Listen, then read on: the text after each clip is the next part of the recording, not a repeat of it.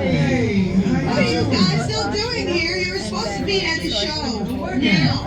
I'd like to introduce our lovely manager. Yeah, she's usually not like this. I heard that. Where is my limo? Good. Okay, come on, guys. Please get to the car. Sorry, folks. We gotta go. Chris, can you grab my black Les Paul? Hey, wait a minute. We can't leave these people here like this. We can't? Oh, Come on, you know how we feel about our fans. Yeah, that's right. Well, guys, what do you expect me to do? Send them all with you? wait a minute. I love that idea.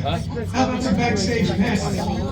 Yeah, come on. Make it happen. Make it happen. Now get out of here.